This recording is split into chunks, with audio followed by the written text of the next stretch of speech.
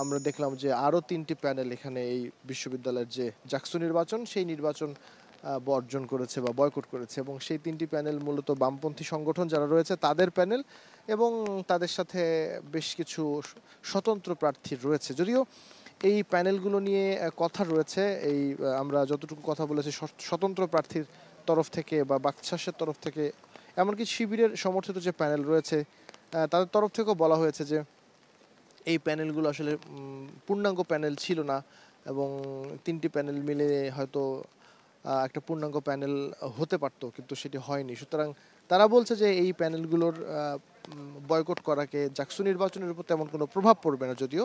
তবে ছাত্রদলের একটি বড় রকমের ভোটার তো জাহাঙ্গীরনগর বিশ্ববিদ্যালয়ে রয়েছে, এবং আমরা যখন 1992 সালে সবশেষ জাকসু নির্বাচনটি হয়েছিল, নবম জাকসু নির্বাচন, সেই সবশেষ জাকসু নির্বাচনে কিন্তু ছাত্রদল এককভাবে সংখ্যাগরিষ্ঠতা পেয়েছিল এবং ছাত্র সংসদে গিয়েছিল। সুতরাং ধারণা করা হয়েছিল যে 2025 সালের যে জাকসু নির্বাচনটি অনুষ্ঠিত হচ্ছে সেখানেও ছাত্র দলের একটা বড় রকমের জনপ্রিয়তার ফলাফল হয়তো পাওয়া যাবে। তবে ছাত্র দলের এই জাকসু বয়কট করাকে নিয়ে বিভিন্ন রকমের আলোচনা সমালোচনা চলছে বিশ্ববিদ্যালয় জুড়ে, বিশেষ করে সাধারণ শিক্ষার্থীরা বিভিন্ন রকমের কথা বলছেন, এবং একই সাথে যারা ভোটার রয়েছেন, অর্থাৎ ভোট প্রয়োগ করেছেন এবং অন্য অন্য দলের বা অন্য অন্য প্যানেলের প্রার্থী যারা রয়েছেন তারাও কিন্তু এই ধরনের কথা বলেছেন। আমরা আসলে এখানে দুই ধরনের বিষয় দেখেছি সকাল থেকে গতকাল এবং আজ পর্যন্ত। এক ধরনের বিষয় হলো সাধারণ শিক্ষার্থী ভোটার, এবং আরেক ধরনের হলো যারা প্রার্থী হয়েছেন। আমরা একটা বিষয় খেয়াল করেছি যে যখন 1.5 ঘন্টা বাকি ছিল ছাত্রদল সমর্থিত প্যানেল যখন এটি বয়কট করেছে, তারপরেও কিন্তু বলি যে বিশেষ করে তাজউদ্দিন হলে যেহেতু একটা দীর্ঘ সময় ধরে ভোট বন্ধ ছিল, এবং সেখানে প্রায় 6টা পর্যন্ত ভোট চলেছে, এবং সবথেকে বড় হল কাজী নজরুল ইসলাম হল, সেখানেও কিন্তু ভোট চলেছে 6টা পর্যন্ত। সুতরাং 6টারও পরে কাজী নজরুল ইসলাম হলে ভোট চলেছে। সুতরাং এটি আসলে বলার অপেক্ষা রাখে না। শিক্ষার্থীদের যে উচ্ছ্বাস উদ্দীপনা ছিল, এবং সবশেষ তার ফলাফল হচ্ছে 68% ভোট কিন্তু কাস্ট হয়েছে এই জাকসু নির্বাচনে। সুতরাং শিক্ষার্থীদের অংশগ্রহণ ছিল এটি বলাই যায়। যারা সাধারণ শিক্ষার্থী রয়েছেন এবং সংশ্লিষ্ট রয়েছেন তারা বলছেন যে তারা প্রত্যাশা করেছিলেন যে 60 থেকে 65% ভোট আসলে এখানে কাস্ট হবে এই জাকসুতে, কিন্তু সেটি 68% হয়ে গেছে। সুতরাং এটি তারা বলছেন যে এটি সন্তোষজনক একটি কাউন্টিং, যে 68% ভোট পড়েছে সেটি তাদের কাছে সন্তোষজনক মনেই হয়েছে। এবার ভোট গণনার বিষয়ে একটু আসি। যেহেতু দুই পদ্ধতিতেই ভোট গণনা হবে বলে ঘোষণা দিয়েছিল বিশ্ববিদ্যালয় প্রশাসন, একটি হচ্ছে মেশিন অর্থাৎ যন্ত্রের সাহায্যে, আর একটি হচ্ছে এই ভোট গণনা করা হবে ম্যানুয়ালি। তো এখন আমরা দেখছি যে গতকাল রাত 10টা নাগাদ যখন এই বিভিন্ন জটিলতা কাটিয়ে ভোট গ্রহণ শুরু হয়েছে, এবং সেটি ম্যানুয়ালি হচ্ছে। আমরা দেখছিলাম নির্বাচন কমিশন থেকে শুরু করে যারা ভোট এই গণনা বা ভোটের সাথে রিটার্নিং অফিসার এবং একই সাথে পোলিং এজেন্ট যারা রয়েছে বিভিন্ন দলে, তারা কিন্তু এখানে ছিল, এবং ভোট গণনা গতকাল থেকে শুরু হয়েছে, এবং এখনও পর্যন্ত আমাদের ঘড়িতে প্রায় 9:30 বাজতে চললো। সকাল 9:30, রাত পেরিয়ে 9:30 পর্যন্ত এখনও ভোট গণনা চলছে, এবং এর মধ্যে আমরা দেখেছি একজন রিটার্নিং কর্মকর্তাকে অসুস্থ হয়ে যেতে তাকে অবশ্যই অ্যাম্বুলেন্সে করে মেডিকেলে পাঠিয়ে দেওয়া হয়েছে, বাকিরা এখানে কাজ করছে। এবং সাধারণ শিক্ষার্থীদের মধ্যে যে আগ্রহ ফলাফল নিয়ে সেটিও আমরা লক্ষ্য করছিলাম, কারণ এখানে আমরা দেখছিলাম যে সাধারণ শিক্ষার্থীরা অধীর আগ্রহে অপেক্ষা করছে। বিশেষ করে যদি বলি যে সিনেট ভবনে যেখানে আসলে ফলাফলটি ঘোষণা করা হবে, এই যে এটাকে বলা হয় পুরাতন রেজিস্ট্রার ভবন, এই পুরাতন রেজিস্ট্রার ভবনটি আসলে 3তলা একটি ভবন, এবং এই 3তলা ভবনের সিঁড়িতে এবং বারান্দায় বেলকনিতে কিন্তু শিক্ষার্থীরা অপেক্ষা করতে আমরা দেখেছি, এবং সেটি রাত পেরিয়ে গিয়ে সকাল হয়েছে, এখনও বেশ কিছু শিক্ষার্থী কিন্তু ফলাফলের জন্য এখানে রয়েছে। এছাড়াও আমরা যেহেতু এখন বৃষ্টি হচ্ছে, বৃষ্টি হবার আগ মুহূর্ত পর্যন্ত বিশ্ববিদ্যালয়ের ক্যাম্পাসের বিভিন্ন জায়গায় কিন্তু এলইডি স্ক্রিন বসানো হয়েছিল, এবং এই এলইডি স্ক্রিনের মাধ্যমে শিক্ষার্থীরা কিন্তু সরাসরি ভোট গণনা তারা দেখছিল। এবং একই সাথে বিশ্ববিদ্যালয়ের যে অফিসিয়াল ফেসবুক পেজ রয়েছে গণসংযোগ বিভাগের, সেখান থেকেও কিন্তু সিসিটিভি ক্যামেরার মাধ্যমে, অর্থাৎ যে এলইডি স্ক্রিনগুলোতে যে ধরনের ভোট গণনার চিত্র দেখানো হচ্ছিল, সেটি কিন্তু সামাজিক যোগাযোগ মাধ্যমেও তারা সেটি দেখানোর চেষ্টা করেছে এবং সেটিতেও আমরা দেখলাম যে সাধারণ দর্শক যারা তারা এখানে বেশ ভালোভাবেই এই ভোট গণনাটি উপভোগ করছে বা দেখছে। সুতরাং আমি যদি বলি যে এখানে দুইটি বিষয়ের অবতারণা ঘটেছে। এক ধরনের বিষয় হচ্ছে সাধারণ শিক্ষার্থী এবং ভোটারদের পক্ষ থেকে প্রায় 90% ভোটারের সাথে আমরা যদি বলি 90% ভোটারই কিন্তু এই নির্বাচনটিকে বলছে যে একটি ভালো নির্বাচন হয়েছে, মানে নির্বাচনের পরিবেশ নিয়ে তারা সন্তুষ্ট।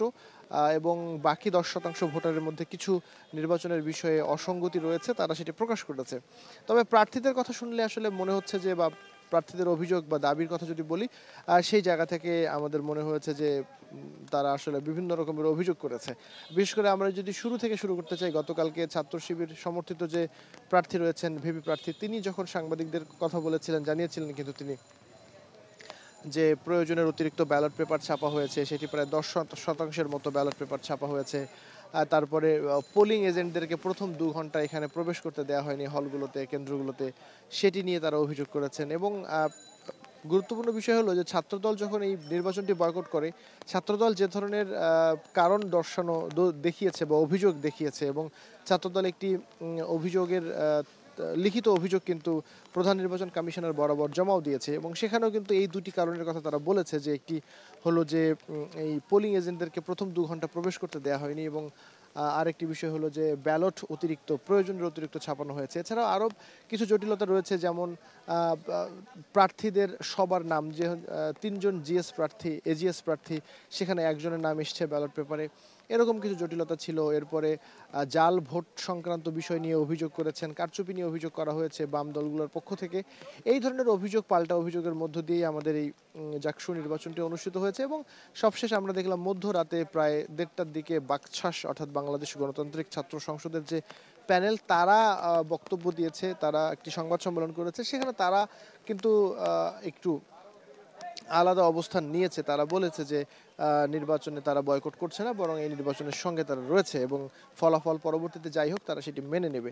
এছাড়াও আমি যদি বলি যে স্বতন্ত্র একটি প্যানেল এখানে রয়েছে, যার নেতৃত্বে রয়েছেন, অর্থাৎ ভিপি প্রার্থী রয়েছেন জিতু, এবং তার সাথেও আমাদের গতকাল রাতে কথা হয়েছিল এবং তিনিও আমাদের জানিয়েছিলেন যে তারাও এই নির্বাচনটিকে অংশগ্রহণমূলক নির্বাচন হিসেবে অভিহিত করছেন এবং একই সাথে এই নির্বাচনের ফলাফল যেটাই হোক না কেন তারা মেনে নেবেন এবং এই নির্বাচনটির সঙ্গেই রয়েছেন। এবং একই সাথে ইসলামী ছাত্র শিবির সমর্থিত যে প্যানেলটি রয়েছে, সেটিও এই নির্বাচনের সঙ্গে আছে বলে জানিয়েছেন। সুতরাং মোটা দাগে যদি বলি যে বড় যে প্যানেলগুলো রয়েছে, তার মধ্যে শুধুমাত্র ছাত্রদল সমর্থিত যে প্যানেল, সেটি ছাড়া বাকি যে 3টি প্যানেল রয়েছে, বাংলাদেশ ইসলামী ছাত্র শিবির সমর্থিত প্যানেল, বাংলাদেশ গণতান্ত্রিক ছাত্র সংসদ সমর্থিত প্যানেল এবং একই সাথে স্বতন্ত্র একটি প্যানেল, যেটি জাহাঙ্গীরনগর বিশ্ববিদ্যালয়ে বেশ হেভিওয়েট প্যানেল হিসেবে পরিচিত পেয়েছে। এবং আমরা প্রার্থীদের সঙ্গে এবং একই সাথে ভোটারদের সঙ্গে কথা বলে জেনেছি যে জিতুর নেতৃত্বে যে স্বতন্ত্র প্যানেলটি রয়েছে, তারও একটি ভালো রকমের এই নেতৃত্বে আসবার সম্ভাবনা রয়েছে। সুতরাং আমরা দেখলাম যে এখানে এই প্রার্থীদের মধ্যেও 2 ধরনের ভাগে বিভক্ত রয়েছে। তবে কিছু বিষয়ে প্রার্থীরা যে অভিযোগ করেছে, সেই অভিযোগের ব্যাপারে তারা একমত পোষণ করেছে। বিশেষ করে তারা বলেছে যে এই ব্যালট পেপার অতিরিক্ত হওয়ার ব্যাপারটি এবং পোলিং এজেন্টদেরকে 2 ঘন্টা পরে ঢুকতে দেওয়ার ব্যাপারটি, এই বিষয়গুলো নিয়ে। যদিও বিশ্ববিদ্যালয়ের প্রশাসন আমাদেরকে জানিয়েছে যে পোলিং এজেন্টের ব্যাপারে সিদ্ধান্ত কিন্তু একেবারে অন্তিম মুহূর্তে হয়েছে। জাকসুর যেহেতু সবশেষ নির্বাচনটি হয়েছে 1992 সালে, সুতরাং জাকসুর যে সংবিধানটি রয়েছে, সেই সংবিধানে নানামুখী সীমাবদ্ধতা রয়েছে সেটি। আর সেই কারণেই কিন্তু পোলিং এজেন্ট কেমন হবে, কি হবে, বিশ্ববিদ্যালয়ের ভোট কেন্দ্রগুলো কোথায় হবে, কি হবে, সেই বিষয়গুলো নিয়ে বিভিন্ন রকমের কথাবার্তা বা আলোচনা সমালোচনার জায়গা তৈরি হয়েছে। এবং আরেকটি বিষয় নিয়ে আলোচনা সমালোচনার জায়গা তৈরি হয়েছে, সেটি হলো মেয়েদের হলে প্রবেশ করা নিয়ে। যেহেতু এটি বিশ্ববিদ্যালয়, জাহাঙ্গীরনগর বিশ্ববিদ্যালয় একটি শতভাগ আবাসিক বিশ্ববিদ্যালয় এবং এখানে যে মেয়েরা থাকে, সেই হলগুলোতে কিন্তু ছেলেদের প্রবেশ নিষিদ্ধ। এবং কিন্তু আমরা দেখলাম ছেলেদের প্রবেশ নিষিদ্ধ একটা নির্দিষ্ট জায়গা পর্যন্ত, এরপরে কিন্তু তাদেরকে আবার ওই হলের যে গেস্ট রুম রয়েছে, সেই গেস্ট রুম পর্যন্ত ছেলেরা প্রবেশ করতে পারে। কিন্তু আমরা যখন দেখলাম যে এখানে মেয়েদের কমন রুমে যখন এই ভোট কেন্দ্র স্থাপন করা হয়েছে, তখন কিন্তু এটি ভাবার দরকার ছিল বলে যারা সাধারণ শিক্ষার্থী রয়েছে তারা আমাদের জানিয়েছে যে মেয়েদের কমন রুম পর্যন্ত তো সাধারণত ছেলে শিক্ষার্থী বা পুরুষদের যাবার কোনো অনুমোদন থাকে না। সেক্ষেত্রে যখন একটি কমন রুমের মতো জায়গায় নির্বাচন কেন্দ্র স্থাপন করা হবে, তখন এটির আসলে যারা পোলিং এজেন্টের বাইরে গিয়েও যারা পর্যবেক্ষক থাকবে, পুরুষ পর্যবেক্ষক, পুরুষ যারা সাংবাদিক থাকবে, তারা আসলে কিভাবে এখানে প্রবেশ করতে পারবে।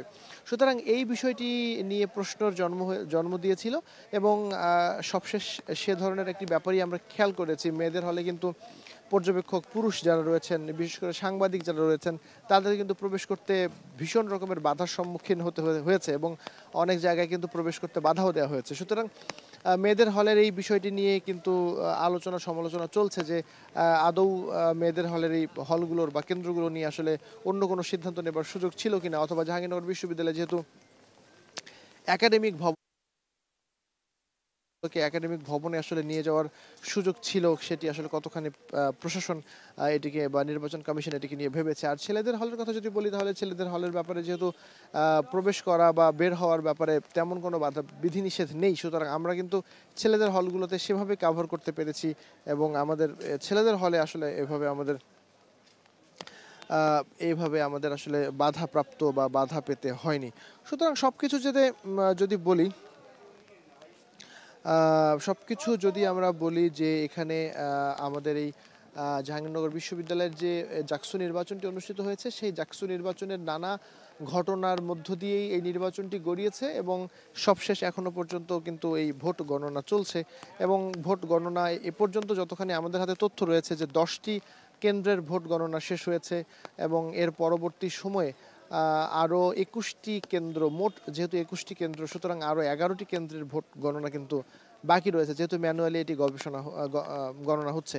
এবং জানিয়ে রাখি যে আমাদের একটা ধারণা দেয়া হয়েছে বিশ্ববিদ্যালয়ের প্রশাসন থেকে, যেহেতু আজ শুক্রবার, সেক্ষেত্রে আজ জুমার নামাজ রয়েছে, অনেকেই জুমার নামাজ যাবেন, সুতরাং মাঝখানে একটা জুমার নামাজের জন্য বিরতি দেওয়া হবে এবং সেই ক্ষেত্রে সন্ধ্যা নাগাদ এই ভোট গণনাটি শেষ হবে বলে তারা আমাদেরকে, শেষ হতে পারে সম্ভাবনার কথা আসলে তারা আমাদেরকে জানিয়েছে। সুতরাং এই পুরো বিষয়গুলো বিবেচনা করে এইটি বলাই যায় যে আমাদের আসলে কমপক্ষে সন্ধ্যা পর্যন্ত তো অপেক্ষা করতে হবে একটি ফলাফল জানবার ক্ষেত্রে, এবং সেটি আসলে কীরকম হয়, এই ফলাফলটি জানা হবার পরে বিশ্ববিদ্যালয়ে কীরকম পরিস্থিতি তৈরি হয় সেটি নিয়ে আসলে নিশ্চয়ই আমরা তো সেই সংবাদ সংগ্রহ করছি, আমাদের দর্শকদের জানাবো। এখানে একটি বিষয় বলে রাখি, গতকাল যখন এখানে ভোট গণনা চলছিল, তখন কিন্তু আমরা বাংলাদেশ জাতীয়তাবাদী ছাত্র দলের যারা জাহাঙ্গীরনগর বিশ্ববিদ্যালয়ের কেন্দ্রীয় কমিটির সভাপতি, সেক্রেটারি সহ যারা নেতৃবৃন্দ রয়েছে, তাদের নেতৃত্বে কিন্তু একটি বিক্ষোভ মিছিল তারা হয়েছে। তারা যে এই বয়কট করেছে এই জাহাঙ্গীরনগর বিশ্ববিদ্যালয়ের জাকসু নির্বাচনটিকে, সেই বয়কটের যে তারা দাবি তুলেছে, সেই দাবির প্রেক্ষিতে কিন্তু তারা একটি সংবাদ সম্মেলন করেছে। প্রথমে বিক্ষোভ মিছিল করেছে এবং এরপরে সংবাদ সম্মেলন করেছে। বিক্ষোভ মিছিল এবং সংবাদ সম্মেলন থেকে তারা জানিয়েছে যে এই যে জাকসু নির্বাচনটি অনুষ্ঠিত হচ্ছে, সেই নির্বাচনের সঙ্গে তারা একমত নয়। তারা প্রশাসনকে বিভিন্ন অভিযোগ তারা এনেছে, বিশেষ করে ব্যালট পেপার কেনা, ব্যালট পেপার যে গুনার যে মেশিন, সেই মেশিনের কেনার বিষয়ে, স্বচ্ছতার বিষয় নিয়ে তারা অভিযোগ তুলেছে। সব কিছু মিলে যদি বলি যে একটি দুই ধরনের পরিবেশ কিন্তু এই জাকসু নির্বাচন ঘিরে জাহাঙ্গীরনগর বিশ্ববিদ্যালয়ে তৈরি হয়েছে। তবে আমরা আবার কিছুক্ষণ পরে দেখলাম যে যারা শিক্ষার্থীর ব্যানারে আবার আরেক দল শিক্ষার্থীদেরকে আমরা দেখেছি যে তারা আবার সংবাদ সম্মেলন করে বলেছে যে যারা অছাত্র তাদেরকে নিয়ে তারা জাকসু এই নির্বাচনটি প্রভাবিত করতে পারে না। অর্থাৎ জাহাঙ্গীরনগর বিশ্ববিদ্যালয়ের ছাত্র দলের সভাপতি, সেক্রেটারির কথা তারা আসলে বলেছে যে তাদের তো পড়াশোনা এই বিশ্ববিদ্যালয় থেকে শেষ হয়ে গেছে। আমরা এছাড়াও দেখেছি যে ছাত্র দলের আরেকজন হলের নেতা, অর্থাৎ সাবেক শেখ মুজিবুর রহমান হল, বর্তমানে যেটি 10 নম্বর ছাত্র হল নামে পরিচিত, সেখানে আমরা সেই হলের সভাপতিকেও আমরা দেখেছি যে আটক হতে, পরবর্তীতে তাকে অবশ্য ছেড়ে দেওয়া হয়েছে। তিনি শেখ মুজিব হলের আবাসিক শিক্ষার্থী নন যদিও, তারপরও তিনি সেখানে গিয়েছিলেন। যদিও এই জাকসুর যে নিয়ম করা হয়েছে, অর্থাৎ আবাসিক শিক্ষার্থী নয় এমন কোনো শিক্ষার্থীকে হলে প্রবেশ করবার ক্ষেত্রে বিধিনিষেধ দেওয়া হয়েছে। কিন্তু তিনি যেহেতু সেখানে প্রবেশ করেছেন, প্রথমে তার সাথে সেটি সাংবাদিক গণমাধ্যম কর্মীরা সেটি আসলে যখন দেখে ফেলে, তারপরে কিন্তু তাকে নিয়ে আসলে এই একটি জটিলতা তৈরি হয় এবং এরপরে যারা এখানে টিচার রয়েছেন, শিক্ষক রয়েছেন, তারা আসলে এখানে বলেছেন যে এটি নিয়ে আসলে কতখানি তাকে আটক করার একটা ব্যাপার এখানে রয়েছে। চিফ রিটার্নিং কর্মকর্তা যখন যিনি ছিলেন, তিনি আসলে বলেছেন যে ওনাকে আটক করবার কথা, তবে পরবর্তীতে ওনাকে আমরা যতটুকু জেনেছি যে ওনাকে ছেড়ে দেওয়া হয়েছে। তো সার্বিকভাবে যদি বলি যে এই ধরনের বিভিন্ন ঘটনা এবং আরেকটি বিষয় একটু বলে রাখি যে যে যখন ছাত্রদল এই নির্বাচনটি বয়কট করে, বর্জন করে, তখন কিন্তু আমরা আরও ৩ জন বিএনপিপন্থী শিক্ষককে দেখেছিলাম যে তারা আমরা এখন যেখানটায় দাঁড়িয়ে আছি অর্থাৎ সিনেট ভবনের সামনে, সেখানে কিন্তু তারা আসলে একটি সংবাদ সম্মেলন করেছিল এবং তারা সংবাদ সম্মেলন করে তারা যে দায়িত্ব পালন করছিল এই জাকসু নির্বাচনে, সেই দায়িত্ব থেকে নিজেদের সরিয়ে নিয়েছে। সুতরাং এই যে নানা ধরনের ঘটনা এবং ঘটনা অঘটনা যাই বলি না কেন, এই সব বিষয়ের মধ্য দিয়ে কিন্তু জাহাঙ্গীরনগর বিশ্ববিদ্যালয়ের জাকসু নির্বাচনটি চলেছে এবং সেই নির্বাচনটি শেষও হয়েছে। ৬৮% ভোটার এত কিছুর মধ্যেও ভোট দিয়েছেন এবং সেক্ষেত্রে এই নির্বাচনটিকে অনেকেই অংশগ্রহণমূলক নির্বাচন হিসেবেই দাবি করছেন এবং একই সাথে যারা কর্তা ব্যক্তি রয়েছেন, বিভিন্ন বিশ্ববিদ্যালয়ের বিভিন্ন শিক্ষক, তারাও বলেছেন যে এই নির্বাচনে কারচুপির অভিযোগ বা কারচুপি করবার কোনো সুযোগ নেই, যেহেতু একেবারে এলইডি স্ক্রিনের মাধ্যমে ভোট গণনা দেখানো হচ্ছে এবং পোলিং এজেন্টরা এখানে রয়েছেন এবং 10টা থেকে এই ভোট গণনাটি শুরু হয়েছে। তো গণনা চলছে, আমাদের হাতে যে তথ্য রয়েছে যে 10টি কেন্দ্রের ভোট গণনা শেষ হয়েছে এবং আরও 11টি কেন্দ্রের ভোট গণনা এখানে বাকি রয়েছে, যেটি আসলে লাগবে আজকের দিনের সন্ধ্যা পর্যন্ত এবং এরপরে হয়তো ফলাফল ঘোষণা হবে। এই গণনার পরবর্তী অবস্থা, জাহাঙ্গীরনগর বিশ্ববিদ্যালয়ের এই জাকসু নির্বাচনের ফলাফল এবং ফলাফল পরবর্তী যারা প্যানেল প্রার্থী রয়েছেন তারা আসলে কী ধরনের মতামত বা প্রতিক্রিয়া দেন, সেটিও নিশ্চয়ই আপনাদের জানানোর চেষ্টা করব। তো আপাতত জাহাঙ্গীরনগর বিশ্ববিদ্যালয়ের এই সিনেট ভবন থেকে আমার কাছে জাকসু নির্বাচনের যে ভোট গণনা চলছে সেই